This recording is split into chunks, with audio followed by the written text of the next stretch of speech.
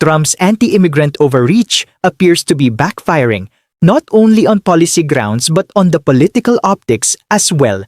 When an advisor is quoted saying, "It looks bad," it signals internal concern, a sign that the strategy may be doing more damage than good. Immigration is already a deeply polarizing issue, and pushing enforcement measures too far risks alienating moderates, business interests, and even Republican allies who see the approach as risky and unnecessary. The term backfires captures the political market response. Instead of projecting strength, the move highlights a lack of control and unrealistic policymaking. Put simply, when an advisor has to admit that the rollout looks bad, it becomes a warning that Trump's anti-immigrant stance may ultimately undermine his image, weaken coalition support, and reduce the strategic viability of the plan. So tonight, a federal judge in Minnesota has blocked ICE, CBP, other federal agencies assisting them from impeding the free speech rights of protesters or using force against them unless they are interfering with enforcement activities. Now, it's always how they define that, but this is certainly good, big news from a ruling tonight. This was a lawsuit, of course, that was brought all the way back in December by 6 protesters on behalf of anyone who records, observes, and protests ICE's ongoing operations in Minnesota. The judge even said that ICE is not entitled to stop and search protesters in their cars solely because they are safely following ICE and other federal law enforcement at an appropriate distance. And again, we are still digesting this ruling. As I mentioned to Chris, it just came out. It's a whole lot of pages. We're looking through it. We're combing through it. But one thing is very clear. It is bad news for the Trump administration and good news for the people exercising their First Amendment rights in Minnesota. Which brings me to the other piece of breaking news we are following tonight. MSN reported that the Department of Justice has opened a federal criminal investigation into Minneapolis Mayor Jacob Frey and Minnesota Governor Tim Walz. And that, to state the freaking obvious, is no coincidence. I mean, these 2 elected officials have been the most outspoken and the most passionate voices about the horror ICE is wreaking on the city of Minneapolis. And because they are actual leaders, we've all been watching them, and not malicious man-children like the current occupant of the White House and his hateful posse of Stephen Miller, Kristi Noem, Tom Homan, Greg Bovino, I could go on, they have actually called for calm from the moment an ICE officer fatally shot Renee Nicole Good last week. I mean, both Mayor Frey and Governor Walz have consistently and repeatedly called for their residents not to take the bait, to protest, but do so peacefully, so as to not give the Trump administration justification to increase its already massive federal presence in the state. And as we've all watched residents in Minneapolis being pulled from their cars by ICE agents, school communities being terrorized, pepper spray raining down on protesters, the city of Minneapolis have largely been, and all the citizens that we've seen have largely been doing what the governor of their state and the mayor of their city has been asking them to do. I mean, peacefully supporting their neighbors who are being attacked and targeted by ICE. But somehow this new federal criminal investigation revolves around the allegation that Frey and Walz obstructed federal immigration enforcement. Now, just a couple of notes on that. Tonight, legal experts point out that the crime of impeding federal agents requires physical force. Speaking out publicly against the way ICE is terrorizing the people of Minnesota, a fact, is not a crime, no matter how much Donald Trump wishes it was. I should also note that this very bogus, obviously political investigation is being run out of the same U.S. Attorney's Office, where just this Tuesday, 6 federal prosecutors resigned over the Justice Department's handling of the investigation into Renee Good's killing. As Governor Walz pointed tonight in his response to this investigation into him, the only person not being investigated for the shooting of Renee Good is the federal agent who shot her. Just let that sit with you for a moment, because that is a fact.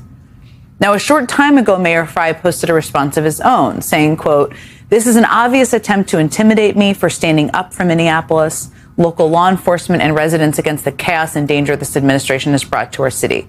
I will not be intimidated." We're also going to speak with his counterpart. I mentioned her to Chris earlier, the mayor of St. Paul, Minnesota, and also later in the show with Congresswoman Ilhan Omar about that and everything else happening in Minnesota in just a moment. But in the midst of this incredibly upsetting and chaotic week of news, though I did start the show with some good news, I would note, I want to tell you that if you are angry, if you are outraged, if you are absolutely beside yourself about what Donald Trump is doing to our country right now, you are far from alone. You are definitely not alone. New polling out today from CNN shows that the majority of Americans call the first year of Trump's new term a failure. Back in Trump's first term, the lowest his approval rating on the economy got was -5. Now CNN has him underwater by 22 points.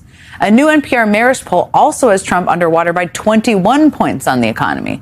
The poll also has Trump 19 points underwater on foreign policy. Another CNN poll shows that Americans think that ICE enforcement actions are making cities less safe rather than more safe by a 20-point margin, which how could you not think that if you've been watching what's happening in the city of Minneapolis? A poll from Yahoo found that Americans believed ICE raids were doing more harm than good by yet again a 20-point margin. But the issue where this administration stands is the most underwater, is their justification for the killing of Renee Nicole Good. Polling from CNN shows that 56% of American adults said that ICE agents' use of force in the killing of Good was inappropriate, compared to just 26% who said it was appropriate. I want to know who those people are, but 26%. That is a whopping 30-point margin. And today, Axios reported that Trump's team recently reviewed private GOP polling that showed support for his immigration policies is falling. No kidding. A top Trump advisor told Axios that while Trump himself isn't concerned about the policy, he's not a policy wonk, remember, meaning he isn't actually concerned about ICE brutality either, which there's that. But what he doesn't want is what people are seeing. He doesn't like the way it looks. It looks bad. That's from an advisor. If nothing else, I guess the man can read a poll. Yes, it does look bad because it is bad. And a lot of America is watching. I mean, polling from Quinnipiac earlier this week showed that 82% of registered voters said they had watched the video of Renee Nicole Good being shot. 82%. And as hard as it is to watch a lot of what we are seeing in Minnesota and everywhere all around the country where ICE has surged, clearly showing the world what the Trump administration is doing here is moving the needle. And I know that a lot of what I'm about to show you and tell you about is pretty rough, tough to watch. And that has been the case of a lot of what we've been showing over the last week and a half. And I know we have all been consuming a lot of these videos of Minneapolis. But it's clearly important that we don't look away. It's clearly important that we see what is happening with clear eyes, and we also spread it as far and wide as possible.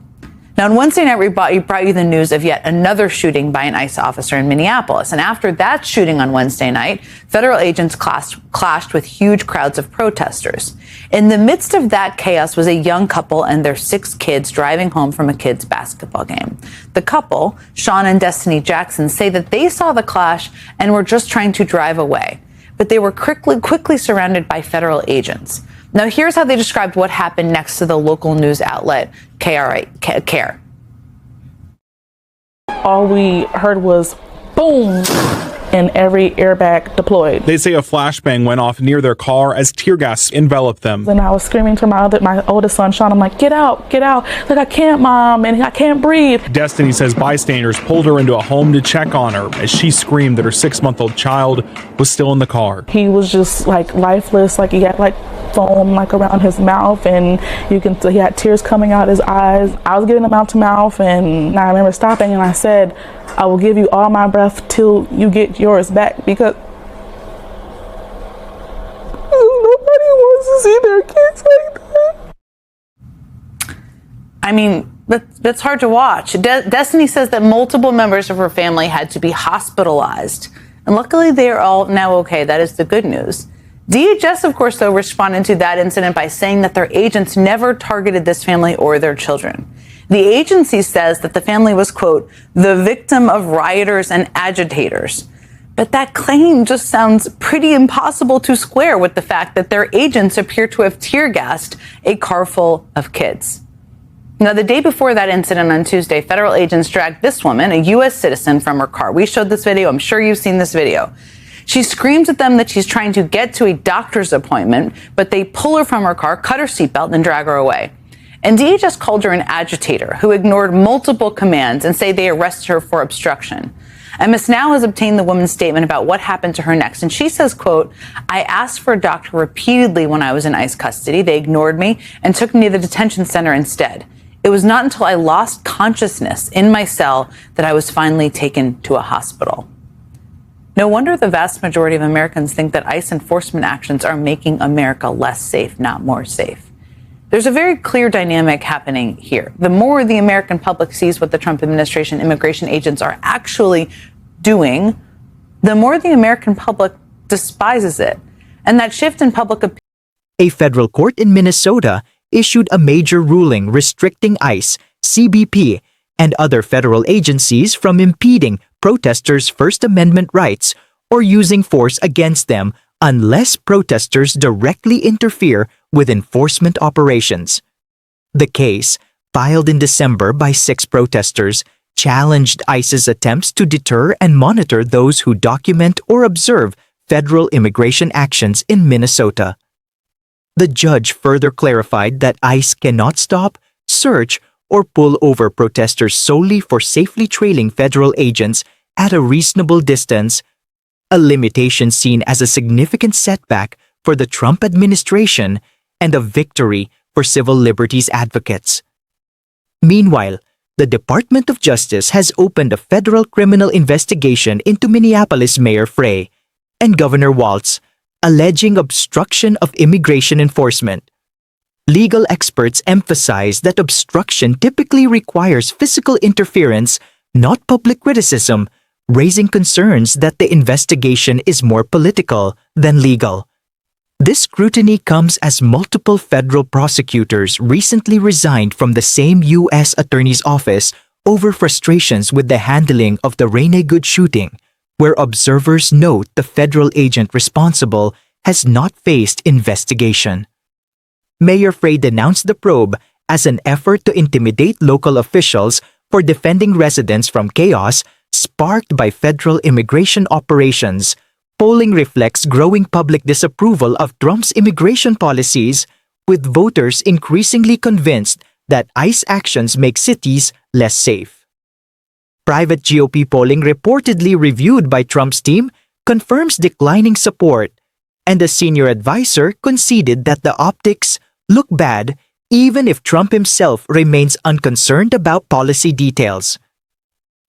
Public outrage, amplified by widely circulated footage from Minneapolis, appears to be accelerating a broader shift in national sentiment toward federal immigration enforcement.